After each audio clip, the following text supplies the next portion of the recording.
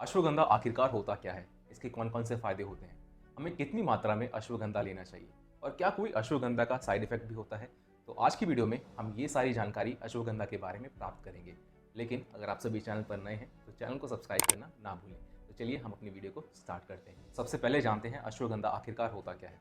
अश्वगंधा आयुर्वेद के अंदर सबसे ज़्यादा इम्पॉर्टेंट हर्ब माना जाता है क्योंकि इसका उपयोग बहुत सारी बीमारियों को ठीक करने के लिए प्राचीन भारत से किया जाता रहा है। कई सालों से अश्वगंधा का उपयोग लोग अपनी एनर्जी को बढ़ाने के लिए, अपनी कंसंट्रेशन पावर को इम्प्रूव करने के लिए और अपनी स्ट्रेस को कम करने के लिए करते आ रहे हैं। अश्वगंधा एक संस्कृत शब्द है जिसका मतलब होता है स्मेल ऑफ हॉर्स, यानी इसकी स्मेल और ताकत दोनों घोड़े के समान होती है। वहीं अगर हम इसके बोटानिकल नेम की बात करें तो इसका बोटानिकल नेम होता है विथानिया सोमनीफेरा और इसको कई दूसरे नामों से भी जाना जाता है, जैसे इंडियन जेंसिंग या फिर विंटर चेरी। अश्वगंधा एक पीले रंग का पौधा होता है जो कि मोस्टली इंडिया या फिर साउथ ईस्ट एशिया में देखने को मिलता है। कई सालों से लोग अपनी फर्टिलिटी जैसे इश्यूज़ का, वहीं स्ट्रेस एंड एंग्जाइटी जैसे इश्यूज़ को ठीक करने के लिए इसके पौधे का इस्तेमाल करते आ रहे हैं। तो चलिए जानते हैं रिसर्च के आधार पर अश्वगंधा के कौन से ऐसे 8 बेनिफिट्स हैं जो कि आपकी सेहत के लिए बहुत ही ज़्यादा बेनिफिशियल होते हैं। सबसे पहला, अश्वगंधा आपकी स्ट्रेस एंड एंग्जाइटी को कम करने में बहुत ही ज़्यादा मदद करता है। अश्वगंधा की सबसे बेस्ट एबिलिटी होती है आपके स्ट्रेस को रिड्यूस करना, क्योंकि ये एक अडेप्टोजन की कैटेगरी में आता है जो कि आपके शरीर में कॉर्टिसोल यानी स्ट्रेस हार्मोन को कम करने में काफ़ी मदद करता है। आपके शरीर में HPA एक्सिस नाम का एक सिस्टम होता है जो कि आपके स्ट्रेस को रेगुलेट करता है। वहीं अश्वगंधा लेने से इस HPA एक्सिस का सिस्टम काफ़ी हद तक रिड्यूस हो जाता है। बहुत सी रिसर्च हमें ये बताती हैं कि अश्वगंधा आपकी स्ट्रेस एंड एंग्जाइटी को कम करने में बहुत ही मदद करता है। एक स्टडी के अंदर 8 हफ्तों तक रोजाना 58 लोगों को 250 से 600 mg तक अश्वगंधा का सेवन करवाया गया और नतीजों में देखा गया कि उनका स्ट्रेस हार्मोन कॉर्टिसोल उसका लेवल काफ़ी हद तक कम हो चुका था। नतीजों में ये भी पाया गया कि जिन लोगों ने अश्वगंधा का सप्लीमेंट लिया था उनकी नींद की क्वालिटी भी काफ़ी हद तक इम्प्रूव हो गई थी। वहीं एक और स्टडी के अंदर 60 लोगों को रोजाना 60 दिनों तक 240 mg तक अश्वगंधा दिया गया और देखा गया कि उनके एंग्जाइटी का लेवल भी काफ़ी हद तक कम हो गया। नंबर 2, अश्वगंधा आपके एथलेटिक परफॉर्मेंस को बढ़ाने में काफ़ी ज़्यादा मदद करता है। बहुत सी रिसर्च हमें ये साफ साफ दिखाती है कि अश्वगंधा आपके एथलेटिक परफॉर्मेंस को बढ़ाता है और एथलीट्स के लिए एक वर्थवाइल सप्लीमेंट है। वहीं एक स्टडी के अंदर कुछ लोगों को रोजाना 120 mg से लेके 1250 mg तक अश्वगंधा का सेवन करवाया गया और नतीजों में देखा गया कि उनकी एथलेटिक परफॉर्मेंस काफ़ी ज़्यादा इंप्रूव हो गई थी, उनका स्ट्रेंथ काफ़ी हद तक बढ़ गया था और उनकी ऑक्सीजन की यूटिलाइजेशन ड्यूरिंग दी एक्सरसाइज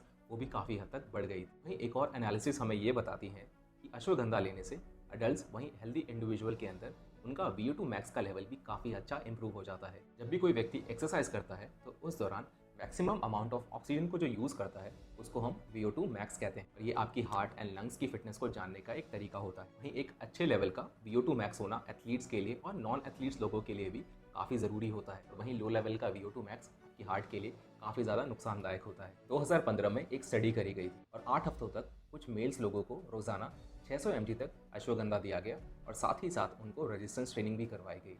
नतीजों में देखा गया कि उनकी मसल का स्ट्रेंथ एंड साइज काफ़ी हद तक बढ़ चुका था। नंबर 3, अश्वगंधा आपके मेंटल हेल्थ की कंडीशन के सिम्टम्स को रिड्यूस करने में काफ़ी ज़्यादा मदद करता है। कुछ एविडेंस हमें ये बताते हैं कि अश्वगंधा लेने से आपके मेंटल हेल्थ की कंडीशन के सिम्टम्स जैसे डिप्रेशन उनको कम करने में काफ़ी ज़्यादा मदद मिलती है। एक स्टडी के अंदर 66 लोगों को 12 हफ्तों तक रोजाना 1000 mg अश्वगंधा दिया गया जो कि स्किज़ोफ्रेनिया जैसी बीमारी से जूझ रहे थे और वो लोग एंग्जाइटी एंड डिप्रेशन का भी शिकार हो रहे थे। 12 हफ्तों बाद देखा गया कि उनके एंग्जाइटी एंड डिप्रेशन के सिम्टम्स काफ़ी हद तक कम हो गए थे। वहीं 2013 की कुछ लिमिटेड स्टडीज़ हमें ये भी बताती हैं कि बाइपोलर डिसऑर्डर से जूझ रहे लोगों को अश्वगंधा देने से उनके कॉग्निटिव एम्पावरमेंट में काफ़ी हद तक इंप्रूवमेंट देखने को मिलती है। 2021 की एक स्टडी हमें ये भी बताती है कि अश्वगंधा लेने से आप सभी के anxiety, depression, insomnia and neurological issues भी ठीक हो सकते हैं। नंबर 4, अश्वगंधा मेल्स के अंदर टेस्टोस्टेरोन को बूस्ट करने में और उनकी फर्टिलिटी को इंक्रीज करने में काफ़ी मदद करता है। अश्वगंधा लेने से मेल्स की फर्टिलिटी एंड उनके टेस्टोस्टेरोन के लेवल को बूस्ट करने में काफ़ी मदद मिलती है।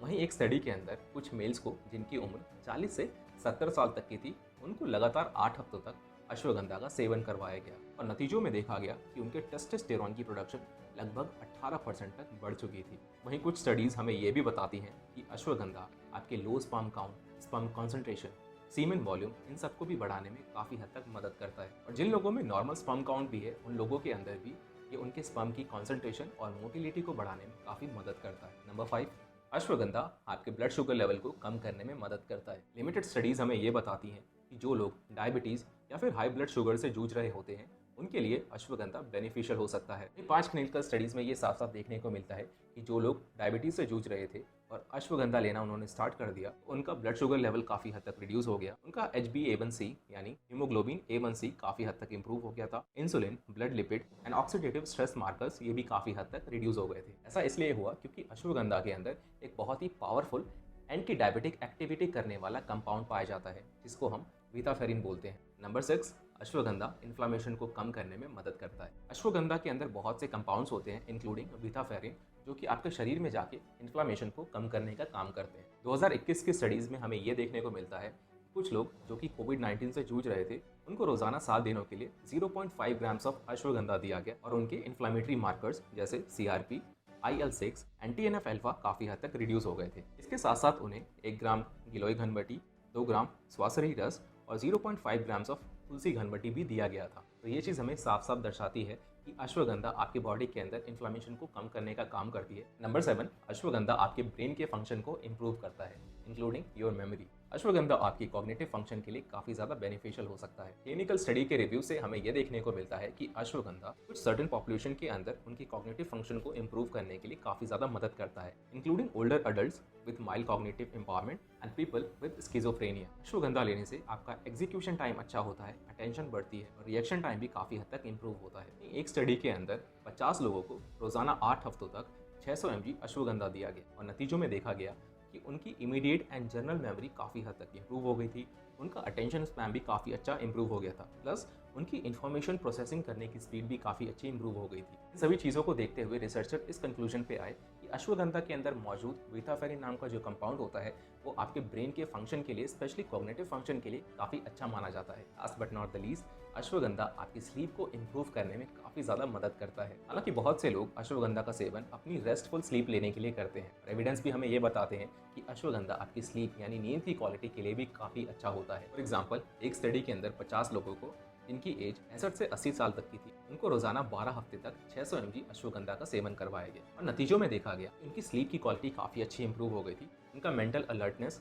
उठने के बाद काफ़ी अच्छा इंप्रूव हो चुका था। वहीं हाई क्वालिटी स्टडीज़ हमें ये भी बताती हैं कि अश्वगंधा आपके एंग्जाइटी के लेवल को कम करने में मदद करता है, आपकी ओवरऑल स्लीप क्वालिटी को भी काफ़ी हद तक इंप्रूव करता है। तो चलिए अब हम अश्वगंधा के सेफ्टी एंड साइड इफेक्ट्स की बात करते हैं। हालांकि अश्वगंधा मोस्टली लोगों के लिए सेफ एंड सिक्योर माना जाता है, लेकिन अगर आप सभी को अश्वगंधा का पूरा प्रॉपर बेनिफिट लेना है तो इसे कम से कम आप सभी 3 महीनों के लिए जरूर लें। लेकिन कुछ लोगों को अश्वगंधा का सेवन बिल्कुल भी नहीं करना चाहिए। तो कौन कौन से वो लोग हैं? नंबर 1, अगर कोई प्रेग्नेंट है तो अश्वगंधा का हाई डोज उनके प्रेगनेंसी लॉस का कारण बन सकता है। नंबर 2, अगर कोई ब्रेस्ट फीडिंग मदर है। नंबर 3, अगर किसी को हार्मोन सेंसिटिव प्रोस्टेट कैंसर हो रखा है। नंबर 4, अगर कोई मेडिकेशंस पे है जैसे कि बार्बिट्रेट्स या फिर एंटी कॉन्वल्सेंट जैसी मेडिसिन। नंबर 5, अगर किसी की सर्जरी होने वाली है। नंबर 6, अगर किसी को ऑटो इम्यून या फिर थायराइड का डिसऑर्डर है। नंबर 7, अगर किसी को लीवर में दिक्कत है तो। लेकिन कुछ लोगों में अश्वगंधा का साइड इफेक्ट भी देखने को मिल सकता है। कौन कौन से वो साइड इफेक्ट है? नंबर 1, कुछ लोगों को गैस्ट्रो इंटेस्टाइनल डिस्कम्फर्ट हो सकता है। नंबर 2, ड्राउजीनेस हो सकती है। नंबर 3, डायरिया हो सकता है। नंबर 4, उनको वॉमिटिंग भी हो सकती है। अगर आपको शुरुआती दिनों में अश्वगंधा लेने के बाद ये सारे सिम्टम्स देखने को मिल रहे हैं तो कोशिश करिए कि अश्वगंधा की क्वांटिटी को रिड्यूस कर दीजिए। तो इसी से बात निकल कर आती है कि अश्वगंधा का डोसेज कितना होना चाहिए, यानी हमें कितना अश्वगंधा का सेवन करना चाहिए और कौन से फॉर्म में करना चाहिए। तो चलिए जानते हैं। वहीं लोगों की कंडीशन के आधार पर अश्वगंधा की रिकमेंडेड डोसेज जो है वो वेरी करती है। हम बात करें इसके मिनिमम डोसेज की तो वो है 120 mg, जिससे कि आप सभी शुरुआत कर सकते हैं, और मैक्सिमम डोसेज है 1250 mg पर डे। आप सभी अश्वगंधा को कैप्सूल की फॉर्म में, पाउडर फॉर्म में, अपने दूध या फिर पानी के साथ ले सकते हैं। आप सभी अश्वगंधा को खाली पेट या फिर मील के साथ भी ले सकते हैं। एक और सवाल आता है कि अश्वगंधा को हमें सुबह लेना चाहिए या फिर रात को लेना चाहिए। मेरी जो रिकमेंडेशन है वो ये है कि आप सभी को अश्वगंधा रात को लेना चाहिए, जब आप सोने जा रहे हैं उससे आधे घंटे पहले या फिर 45 मिनट पहले, क्योंकि अश्वगंधा लेने के बाद बहुत ही अच्छी नींद आती है। तो अगर आप सुबह लेके अश्वगंधा अपने ऑफिस चले गए तो आप सारा दिन वहाँ पे सोते रहेंगे। तो इसलिए कोशिश करिए कि अश्वगंधा को रात के समय ही लीजिए। अगर आपको आज की वीडियो अच्छी लगे तो अपने उन दोस्तों और परिवार वालों के साथ इस वीडियो को ज़रूर शेयर करिएगा जो अश्वगंधा ले रहे हैं या फिर लेने की सोच रहे हैं।